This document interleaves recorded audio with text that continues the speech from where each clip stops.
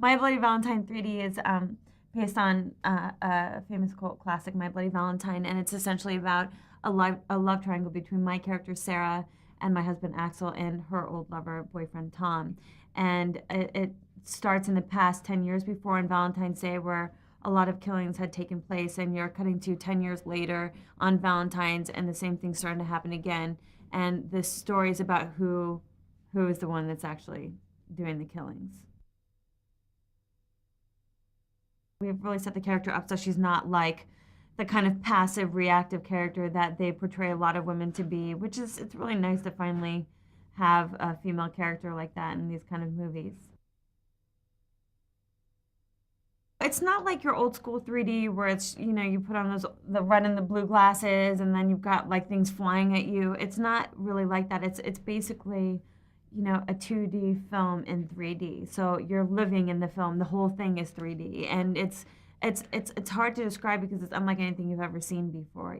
But it's the whole. I truly believe it's the wave of the future in filmmaking. I know that James Cameron and Spielberg just had a whole lecture at the DGA about stereo and what that's going to do for filmmaking, and it's just really it's an exciting time to be an actor and to be an artist in this.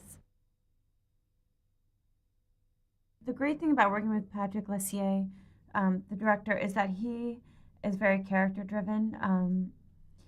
And I think that that's the most important thing that you can hope for as an actor, to be able to work with a screenplay that is character driven and with a director that really cares about things like that. So all of the choices along the way in the script were very thoughtful and extremely layered. And the great thing about Jensen and Kerr is that they're very thoughtful and layered with their performances as well. So we've all really taken the time to sit together and talk about the best way where we can make this as complicated and intricate as possible, because there is a new trend of horror movies being made right now, and I think that it's really easy to do something that's very cookie cutter, but I'm not quite interested in doing that, and I don't think the people involved in this movie are either. I do a lot of character work, so I already have that fear about this minor and everything that he means to me. So the minute that I see him, it's already like kind of in me. You know what I mean? It was funny though.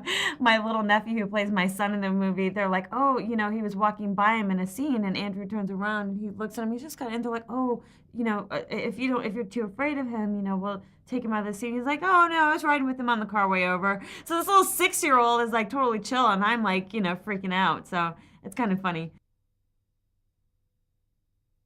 The mix of the new technology and a great story that's what's gonna take it through the roof. You know what I mean? I think that you bring great storytelling and great technology together, and you get something really fantastic.